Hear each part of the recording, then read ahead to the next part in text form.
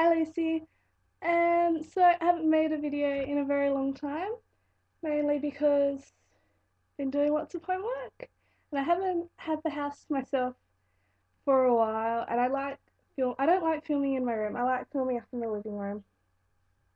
So anyway, today I'm reviewing a book that I read about a month ago.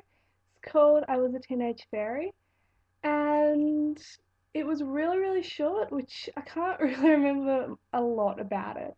So this review probably won't be the best. But here we go. So this book is about a girl called Barbie, and that is her real name. Her mum was a model, but her career kind of ended when she got married and had a kid.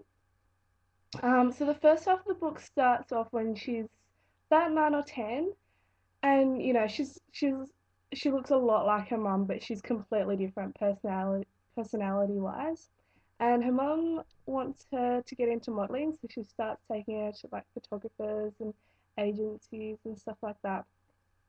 But it's not really what she wants to do. When she's just starting off, she I don't know how this happens, but she finds a fairy. Um, and I think she can really relate to this fairy, but it's called I Was a Teenage Fairy, but I don't know, she wasn't a fairy. But anyway, so she finds this fairy, and her fairy becomes her best friend because she doesn't have any friends. And that's kind of where the first part of the book ends. You don't see anything from when she's about 10 to when she's about 16 or 17. So the second half of the book is when she's about 16 or 17, and you find out that she's a really, really successful model. Like she's not really the same as her mum, but she just goes along with it to make her mum happy. Um, she also has lots of family problems. Her dad is a psychologist, and I don't even know why him and the mum got married because they obviously don't love each other. He leaves when she's 10, and he starts a new family and everything. So, she meets some friends. She meets some friends in New York when she's over there modeling. She decides to stay in New York. She's sick of her mum. She wants to do her own thing, so she stays in New York. And there's this, so it's her and this guy, and his best friend, but the best friend is gay. And she actually knows the gay friend because she saw him once going to this photographer, which she'd been to as well. And it turns out she actually got molested by this photographer, but that's kind of how. But he was so well known, he was so renowned that that's how her career started off because he shot her. But at the same time, he was molesting her.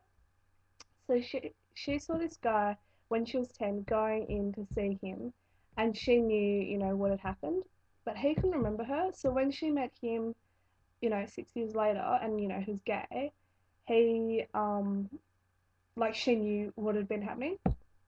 Anyway, so the fairy's still there. The fairy is still her best friend, but the fairy wants like an adventure as well. She's like a teenager, but she is small, and um, what happened? Oh yeah. Um, Pretty much in the end, the fairy gives her the strength to reveal what the photographer is doing to, because he's still doing it to people, to young children. So being with the fairy and being with her new boyfriend and becoming friends with the guy who's gay gives her the strength to reveal what had been happening. She took photos of the photographer pretty much molesting this child. Yeah, so she got justice, and so did the gay guy. The fairy became friends with the gay guy, even though he thought it was just like in his dreams. But the fairy found a boyfriend for the gay guy, and it's so cute. Anyway, so the book was really, really short. It's only about 100 pages, but kind of a lot happened. And they all end up happy. The fairy ended up leaving, but they're all happy. Alright, so I've decided that Monday and Fridays are going to be my vlogging days because I'm about 6 books behind right now. Um, but yeah, Mondays and Fridays. I hope you're keeping well. See ya.